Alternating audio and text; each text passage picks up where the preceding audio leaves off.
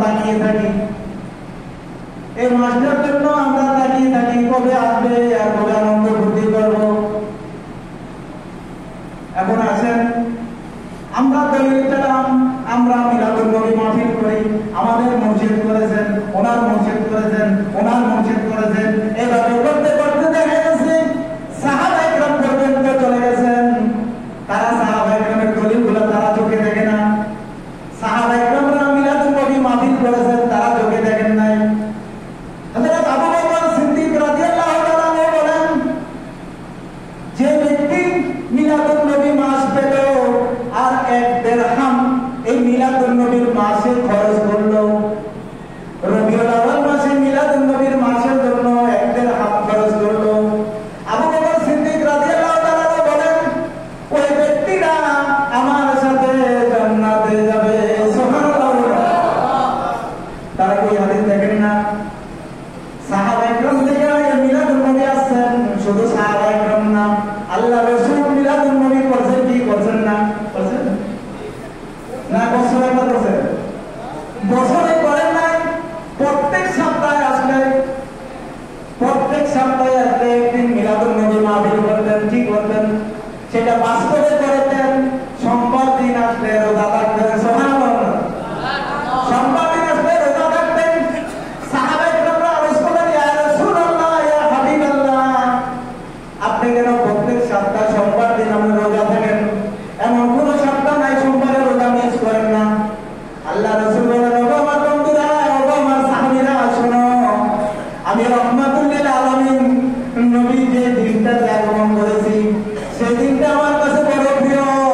আমি এই কারণে সেই দিনটাকে খুব মর্যাদা দেই, আমি এই কারণে সেই দিনটাকে ঈদ হিসাবে উদযাপন করি। সুবহানাল্লাহ। আচ্ছা, সেই দলিল কি তারা জানে না? আল্লাহ রাসূল রোজা থেকে ঈদ পালন করেছেন, ওই দিনটাকে পালন করেছেন, আর আমরা বছরে আসলে খালি কিছু পালন করি। আর সোমবার আমরা পালন করি না? সোমবার আমরা পালন করি না। আমরা হয়তো রসুলের মতো করি না, কিন্তু আমরা রোজাটা থাকি। আমাদের মুর্শিদ থেকেছেন, ওরা মুর্শিদ থেকেছেন, তাহলে আমরা মিলাদুন নবী নিয়ে আর কোনো প্রশ্ন আছে? এখন আছেন, মিলাদুন নবী পালন করেছেন স্রষ্টা। সুবহানাল্লাহ। স্রষ্টা করছেন, এটা দলিল লাগবে না? স্রষ্টা যে করছেন, আল্লাহ যে করছেন, এটা দলিল লাগবে না? আল্লাহ যে করছেন এটার দলিল কোরআন, এটার দলিল কোরআনে আছে। বিসমিল্লাহির রহমানির রহিম, ওয়া ইযা খাযাল্লাহু মিযাকান নাবিয়্যিন লামা আতাইতুকুম মিন কিতাবি ওয়াল হিকমা সুম্মা জাআকুম রাসূলুম মুসাদ্দিকাল লিমা মাআকুম লাতু'মিনু বিল্লাহি। আসেনি? আমার আদেশ সাহেব বসে আছে। আল্লাহ পৃথিবী পয়গম্বর পাঠানোর আগে, এই পৃথিবী আবাদ করার আগে, আমাদেরকে পাঠানোর আগে কোন আদম পাঠান নাই। সবাই রূহের জগতে আছি, আমরা সবাই কোথায় আছি? রূহের জগতে আছি। সমস্ত নবীদের রূহ এক জায়গায় করলেন, সমস্ত নবীদের রূহ এক জায়গায় করলেন, এক জায়গায় করলেন পরে আল্লাহ বলতেছেন, এই রূহের সাথে কথা বলতেছেন, আপনাদেরকে আমি পৃথিবী আবাদ করব, আপনাদেরকে আমি পৃথিবীতে পাঠাবো, আপনাদেরকে নবী হিসাবে পাঠাবো, আপনাদেরকে পয়গম্বর হিসাবে পাঠাবো, আর আপনাদেরকে আপনাদের দলিল দেবো, কোরআন দেবো, আপনাদের কিতাব দেবো, হিকমত দেবো, নবী হিসাবে পাঠাবো। ওই অবস্থায় যদি আমার নবীকে পাঠাই, আমার বন্ধুকে পাঠাই, আপনারা আপনাকে মেনে নেবেন কিনা, ওনাকে সাহায্য করবেন কিনা? উনি যে কিতাব নিয়ে যাবেন, উনি যে ধর্ম নিয়ে যাবেন, ওই ধর্মকে আপনারা সাহায্য করবেন কিনা? সমস্ত রূহের পয়গম্বর থেকে কি করছেন? ওয়াদা নিচ্ছেন। কে নিচ্ছেন? আল্লাহ। কে নিচ্ছেন? আল্লাহ। এটা জমিনে না, আর আছে রূহের জগতে। পৃথিবী এখন আবাদ করেন নাই। সমস্ত পয়গম্বরের রূহগুলো বলতেছে, আল্লাহ আপনার কাছে আমরা ওয়াদা করিতেছি, আমরা আপনাকে মিশন দিয়ে দিয়েছেন, আপনি যে আমাদের থেকে ওয়াদা নিচ্ছেন, আমরা যথাযথভাবে পালন করব। সুবহানাল্লাহ। বলেন না? আল্লাহ বলে সুবহানাল্লাহ।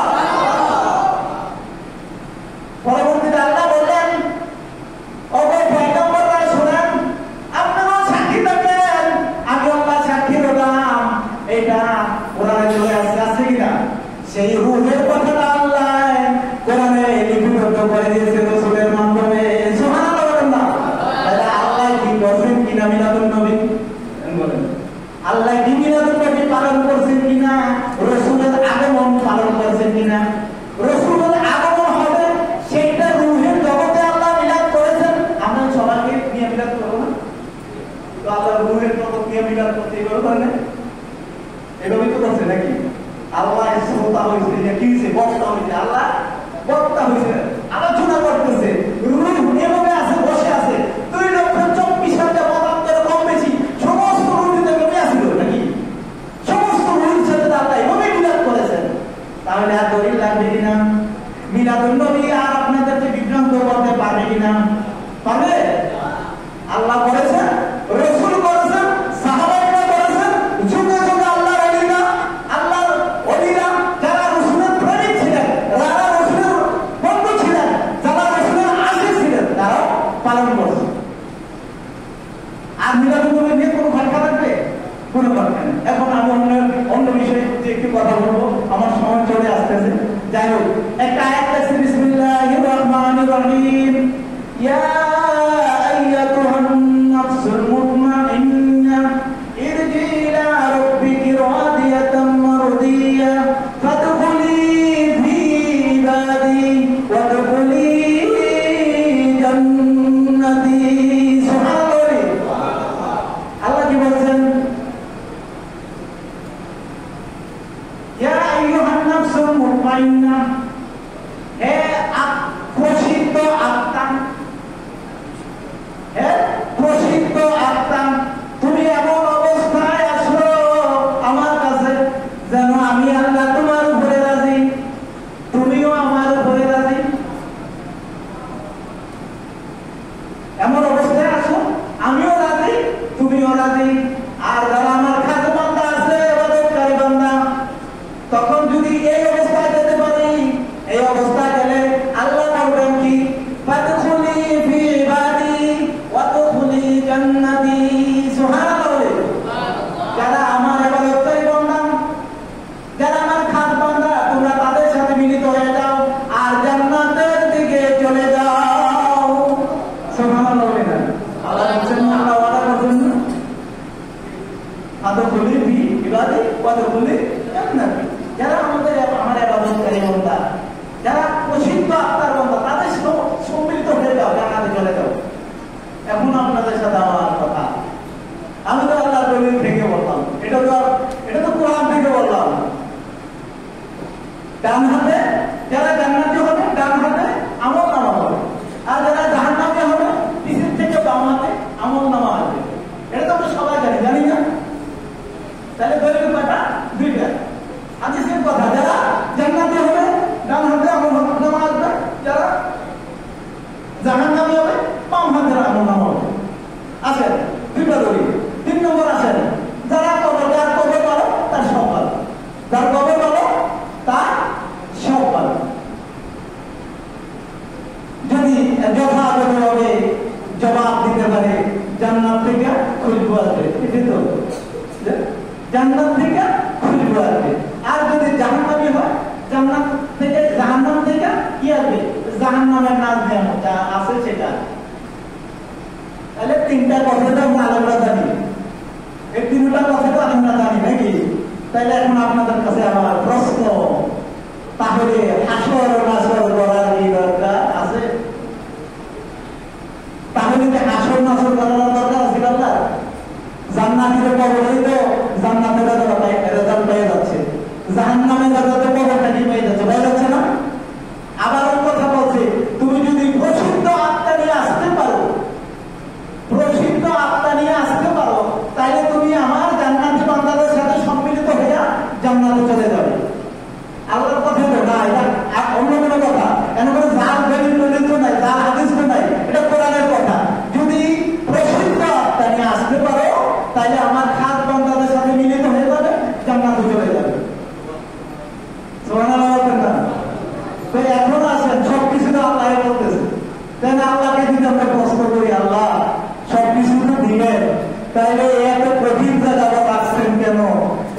হাসরের মাঠ, সেই প্রজ্বলিত ওই কি সূর্য নিকট চলে আসবে, সেই জায়গায় মানুষ পেরেশানে পড়ে যাবে।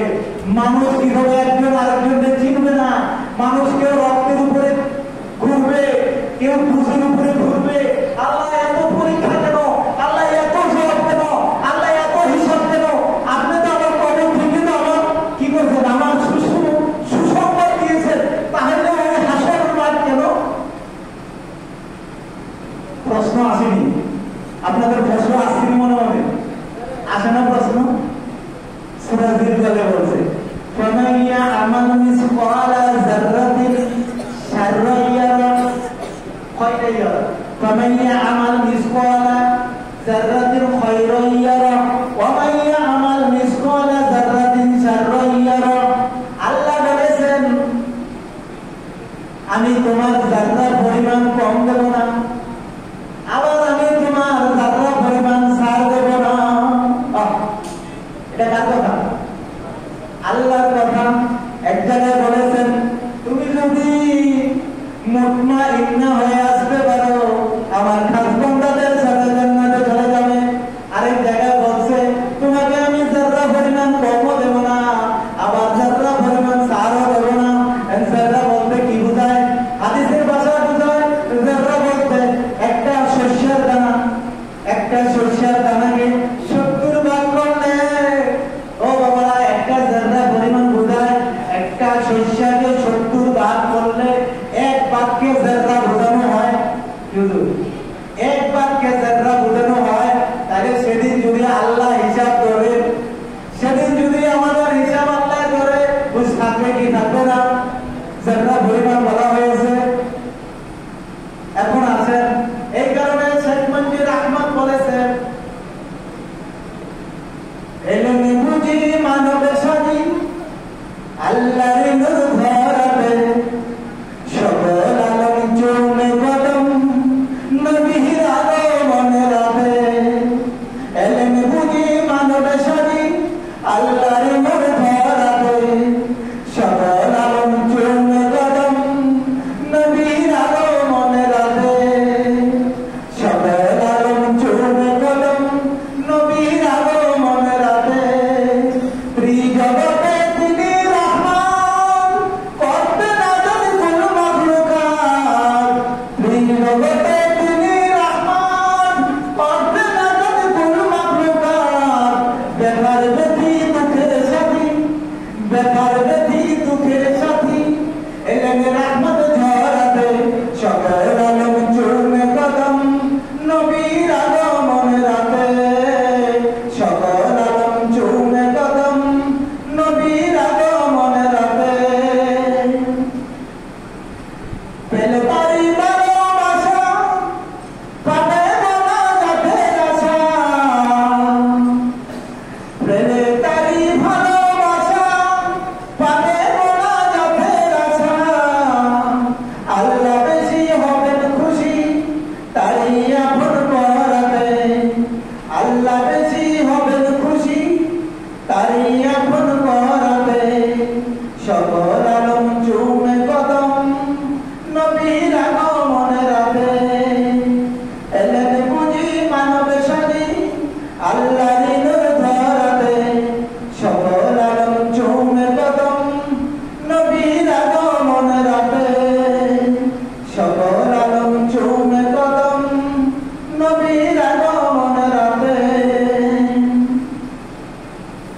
আল্লাহ দাতা ওপর মহান, বন্ধু মাঠে আল্লাহর দান। আল্লাহ দাতা ওপর মহান, বন্ধু মাঠে আল্লাহর দান। বন্ধুকে তাই পাঠাইলেন, বন্ধুকে তাই পাঠাইলেন সব নিয়ামত ভরাতে, বন্ধুকে তাই পাঠাইলেন সব নিয়ামত ভরাতে। সকল আলম চুমে কদম নবীর আগমনে রাতে, সকল আলম চুমে কদম নবীর আগমনে রাতে। আমি গোলাম পাবা আশা, দয়াল নবীর ভালোবাসা, আমি গোলাম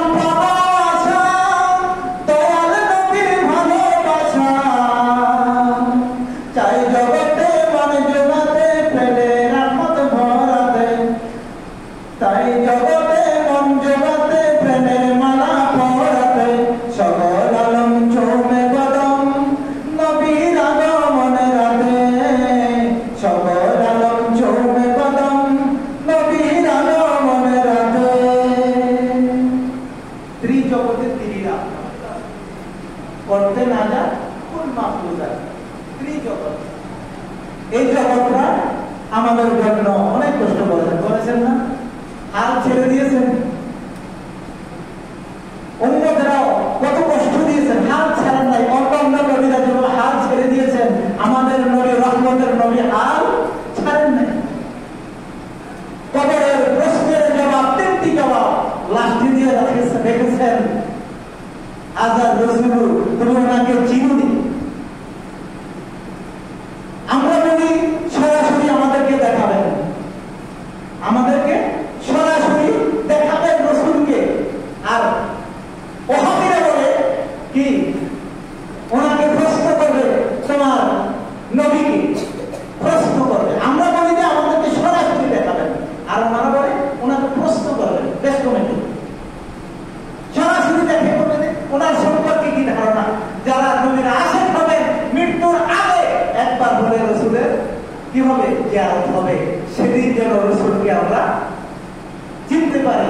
যারা রসুলের আশেক হবে তাদেরকে আল্লাহ অবশ্যই জিয়ারত করে না করাইয়া মৃত্যুবরণ করাবেন না। সেদিন আপনার লাস্টে জবাব আগে, যেমন আমরা স্কুলে পড়েছি না, আমরা স্কুলে পড়েছি, টিচারে আমাদেরকে অনেক প্রশ্ন করে না, এইটা বলো, এইটা বলো, বলে না, একটা ভালো না। আচ্ছা এটা বলতো লাস্টেরটা ভালো, লাস্টেরটা ভালো, তারা ভাই কি করছে তার লাস্টেরটা ভালো। আল্লাহ আমাদের জন্য লাস্টে রাখছে রসুলকে। তুমি আমার জন্য আমাকে চিনো বা না চিনো, আমার দিনকে চিনো বা না চিনো, আমার সম্পর্কে জানো বা না জানো, আমার রসুলকে যদি তুমি চিনে আসতে পারো, তাহলে আগে যা বলেছ ভুল বলেছ। টিচার বলে তুই ভুল, আগে যা ভুল বলেছিস, লাস্টের প্রশ্নটা তুই জবাব ঠিক দিয়েছিস, বসে যা। এই কারণে উম্মতের কান্ডারে নবীকে প্রশ্নটা লাস্টে রেখেছেন।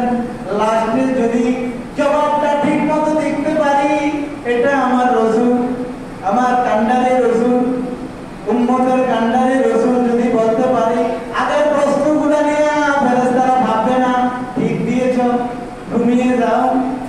অথবা রসুল বলবে এটা আমার আছে উম্মত, কে বলবেন? রসুল বলবেন এটা আমার আছে উম্মত।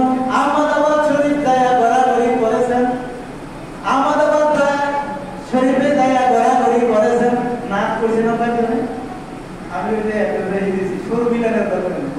এটা হলো পাগলা খানা, এটা হলো পাগল খানা, সে যেভাবে পাগলামি করতে পারে। আল্লাহ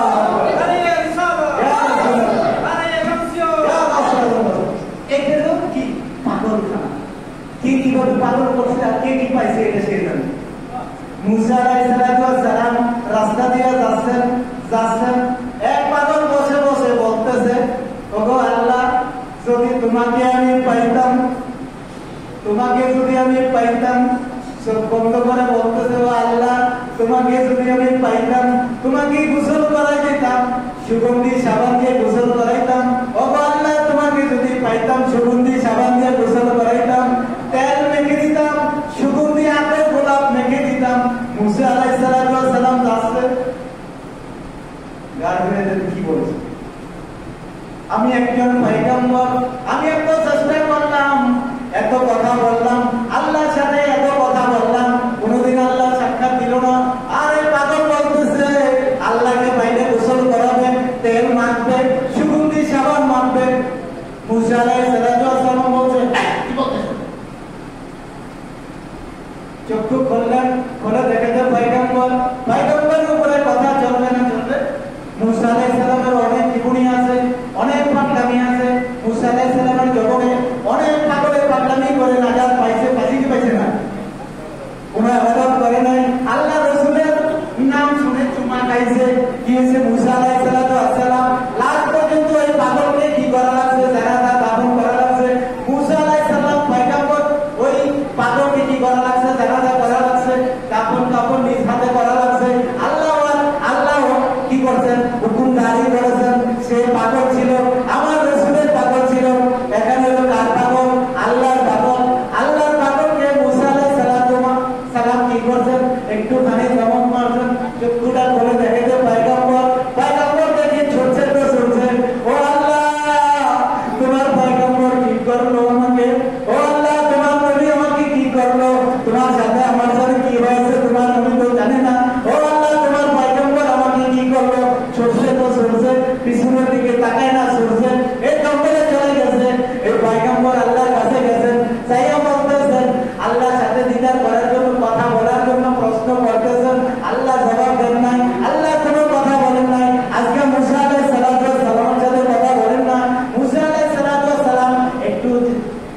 সাথী ছিলেন।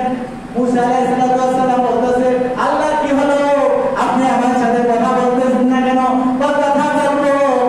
কথা বলবো যান, যাকে ধমক দিয়েছেন তাকে আগে সান্ত্বনা দেন। সুবহানাল্লাহ। যাকে ধমক দিয়েছেন তাকে আগে সান্ত্বনা। কি সান্ত্বনা দেবেন আপনি জানেন, আমি বলে দেবো না। এই জন্য পাগল, এই দরবার পাগল। যে যত পাগল হতে পারবে, পাগল না হলে কেউ কিছু হবে। হ্যাঁ, আমার মামার বাড়িতে পাগল আছে, মাদারা বিক্রি করতো, আমি না করতে রস আছে না। আর অনেকে কিন্তু হাতোয়া লাগে, আমি কিছু শুনে দেখি হাতোয়া লাগে মানে মানে একটু কিনে হাত দিলে ওর কাছে বুড়ির ভিতরে হাত দিত, থাম করে হাত দিয়ে একটু আবার মুড়ি আছে না, দিত মুড়ির ভিতরে হাত দিয়ে বাজার গেলে এটাই খানা ছিল। এর জন্য সবার পাগল। পাগল না হইলে পাওয়া যাবে না। ও শরীয়ত, তুমি শরীয়ত নিয়ে বসে থাকো, তুমি যা শিখেছো ওইটুকু তুমি বলতে পারবা। এরপরে হাকিকত কি জিনিস, মানবত কি জিনিস তোমার ধারণা নাই। মানবত শিখতে হলে আল্লাহর ওলির দরবারে যেতে হবে। শরীয়ত বাদ দিয়া সবকিছু পিছনে রেখে যেতে হবে। কোথায় যেতে হবে? আমি তো আরেক দিকে চলে গেলাম। আমি যে কথা বলেছিলাম, তাহলে হাসর নাসর কেন? হাসর নাসর শুধু রসুল কি জিনিস ছিল সেটা বোঝাবার জন্য, সেটা পয়গম্বরদেরকে বোঝাবার জন্য, সারা কুল কায়নাতের আদমকে বোঝাবার জন্য হাসর নাসর। আল্লাহ তো বলেছেন তুমি জান্নাতি হলে তোমার ডান হাতে আমলনামা চলে আসবে, তাহলে আর দলিলের দরকার নাই। তুমি মুতমাইন্না নফস নিয়ে যদি আসতে পারো, আমার খাস বান্দাদের সাথে জান্নাতে চলে যাবে, আর কোনো দলিলের দরকার নাই। তাহলে আল্লাহকে প্রশ্ন করব, ও আল্লাহ, তাহলে কেন এই আসর নাসর, কেন এত প্রশ্ন করতে হবে, কেন এত হিসাব আছে? এত হিসাব কিছুই হিসাব হবে না যদি পাগল হতে পারেন, যদি রসুলের পাগল হতে পারেন। আর সেদিন রসুলের সাফাত হতে পারে। যেদিন রসুলের পাগল হব, পাগল কি ওখানে হইলে হবে না এখানে হইতে হবে? নাকি আসলে পাগল হবে রসুলের পিছনে দৌড়াবো কিনা? রসুলের পিছে দৌড়াবো, আর ফেরেশতারা থাপড়ায় ছড়ায় না। খানার টাইম হইলে মনে করেন মাহফিলে নাই, এখন খানার টাইম হয়েছে, এখন ভলেন্টিয়ার আছে না, ভলেন্টিয়ার আছে। ভলেন্টিয়ার তো জানে এখন কজন মানুষ আছে। ফেরেশতা এখন জানে যে কোন জায়গায় কে কি করতেছে। ফেরেশতা আছে না, আমাদের পাগলামি দেখতেছে না দেখে না, ওই ভলেন্টিয়াররা আটকেছে, ভিতরে ঢুকিস না। এতক্ষণ মাহফিল সমস্ত নাই, এতক্ষণ আসস তাই এই শ্রোতারা 3 ঘন্টা 4 ঘন্টা 5 ঘন্টা 6 ঘন্টা ধরে বসে ওয়াজ শুনছে, জিকির করছে, রসুলের কথা শুনছে, আল্লাহর কথা শুনছে, দ্বীনের কথা শুনছে, এতক্ষণ ধরে তারা কষ্ট করছে। আপনারা আওয়াজ ফিরে নিতে কি বলেন যারা তাকে এটা না, এটা বাস্তব কথা। আমি কিন্তু কথা বাস্তব মানে একটু চিন্তা করে নিই। ওখানে তো আল্লাহর কোনো কথা থাকবো, আল্লাহ কিছু থাকবে না। আল্লাহ বান্দাদেরকে কি করবেন? অনেক উসুলাত করবেন। ওই যে ঘুমাইয়া আমার মিসকাল হাজার সারাইয়া রমাইয়া আমার মিসকাল হাজার খাইয়া, এই যে আয়াত, ওই জেররা পরিমাণ আল্লাহ যদি ধরে আমাদেরকে, আমাদের পার হওয়ার কোনো বিস্তার নেই। এই সেদিন হবে ভলেন্টিয়ার যেভাবে আটকায় যায়, যাই না ভিতরে ঢুকবে না, বিরানির সময় শুধু আসো, খানার সময় আসো, ওয়াজের সময় আসো না, জিকিরের সময় আসো না, আলোচনার সময় আসো না, শুধু খানার সময় আসো। ভলেন্টিয়াররা তো ধরবা আটকা বলবে না। আমাদের যদি আলহামদুলিল্লাহ আমাদের দরবারে এটা হয় না, হয় আমাদের দরবার তো খোলা, এটা হয় না। যেখানে হিসাব করা খানা আছে এখানে দরজা আটকে, তাই না? যেখানে হিসাব করা খানা এখানে দরজা আটকানো। ওই সেদিন ভলেন্টিয়ারের কাজ করবে কারা? ফেরেশতারা। সেদিন ভলেন্টিয়ারের কাজ করবে কারা? ফেরেশতারা। আমরা যারা পাগল উম্মত আছি, আমরা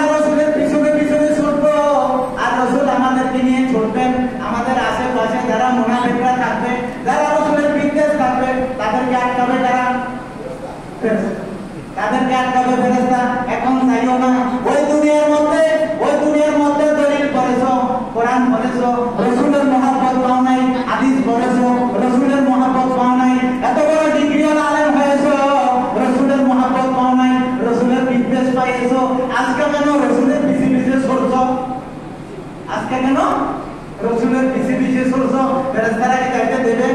দেবে না। সেদিন আল্লাহ কি রেখেছেন?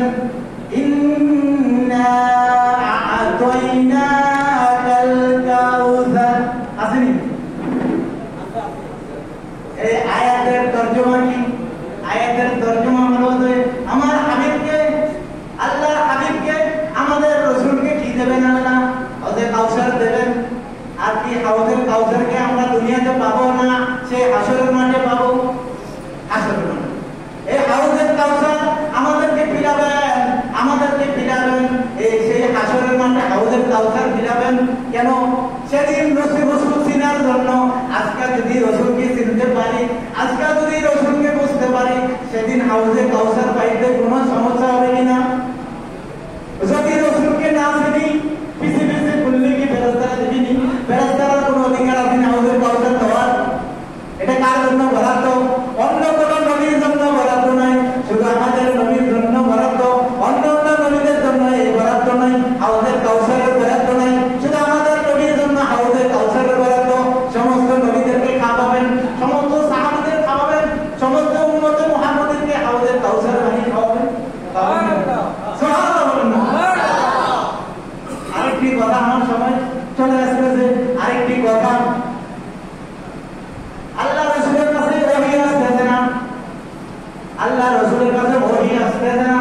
ওই কাফেররা বলতেছে রাসূলকে কি করছে, নবীকে কি করছে, এটা কথাটা বলতে গেল দ্বিধাবোধ করে। আল্লাহর সাথে নবীর সাথে কানেকশন ছিন্ন ভিন্ন হয়ে গেছে। কে বলতেছে? কাফেররা বলতেছে আল্লাহর সাথে নবীর সাথে কানেকশন কি হয়ে গেছে, কেটে গেছে। তারা একটা খারাপ কথা বলতেছে, একটা খারাপ কথা বলছে। তারা বলছেন আল্লাহ নাকি নবীকে তালাক দিয়েছে। সেই কাফের অনুসারী এখন আছে কিনা? নবীর ক্ষমতা নিয়ে কথা বলার এই অনুসারী আছে কিনা? তাই তো আল্লাহ কি করলেন? সূরাতুদ দোহা নাযিল করলেন। করছে কিনা? ওয়াদ-দোহা, সালাতুদ দোহার কসম করে বলতেছে আল্লাহ। সালাতুদ দোহা মানে আমরা যখন সূর্য উদয়ের পরে একটা সালাত পড়ি, সেই সময় মুসা আলাইহিস সালামের দোয়া আল্লাহ কবুল করেছেন। ওই সময়টা খুব গুরুত্বপূর্ণ কথা। সালাতুদ দোহার মধ্যে আল্লাহ ওই সময়টার কসম করে বলতেছেন ওয়াদ-দোহা ওয়াল-লাইলি ইযা সাজা মা ওয়াদ্দাআকা রাব্বুকা ওয়া মা ক্বালা ওয়ালাল আখিরাতু খায়রুল লাকা মিনাল উলা। আল্লাহ বলতেছেন ওগো হাবিব, আমি সেই সময় কসম করতেছি, সেই দোহার কসম করে বলতেছি। কাফেরদেরকে আপনি বলে দেন এই সূরা যখন নাযিল হয়েছে, কাফেররা বুঝতে পারলেন রাসূলের জন্য এই সূরা নাযিল হয়েছে। আল্লাহ বলতেছেন আমি আপনাকে ভুলি নাই। আপনি যখন নিদ্রা অবস্থায় ছিলেন, আপনি যখন রাত্রে ছিলেন, আপনি যখন ঘুমন্ত অবস্থায় ছিলেন, আমি আল্লাহ আপনাকে ভুলি নাই। সুবহানাল্লাহ বলেন না? আমি আল্লাহ আপনাকে ভুলি নাই। তবে আপনাকে আমি বলে দেই, আপনার এই দুনিয়ার জিন্দেগি থেকে আখিরাতের জিন্দেগি আরো মর্যাদাপূর্ণ থাকবে। সুবহানাল্লাহ। কে বলতেছেন? আল্লাহ বলতেছেন দুনিয়ায় যে নাজ নিয়ামত দিয়েছেন, যেমন শাহাদাত বাবাজি বলেছেন, অন্য অন্য নবীরা দোয়া করেছেন, উম্মতের জন্য চেয়েছেন, দোয়া করেছেন। আমার নবী দোয়া করেন নাই, চান নাই। আমার নবীর কি সেই হাসরের মাঠে যা চাওয়ার সবকিছু চাইবেন। তাই তো আল্লাহ বলেছেন দুনিয়ার জিন্দেগি থেকে আপনাকে সেই আখিরাতের জিন্দেগি, সেই আখিরাতের জিন্দেগি মর্যাদাপূর্ণ। কে বলতেছেন? আল্লাহ বলতেছেন আখিরাতের জিন্দেগি মর্যাদাপূর্ণ হবে। তারপরে কি হবে? তারপরে বলতেছে সেদিন আপনাকে এমন দেওয়া দেব, এমন কিছু দেব, এমন কিছু দেব, এমন কিছু দেব, যতক্ষণ পর্যন্ত আপনি সন্তুষ্ট না হবেন, যতক্ষণ পর্যন্ত আপনি হাবিব সন্তুষ্ট না হবেন, ততক্ষণ পর্যন্ত আমি দিতেই থাকবো, দিতেই থাকবো, দিতেই থাকবো। আমার দেওয়া সার্ভিস ঠিকই থাকবে যতক্ষণ পর্যন্ত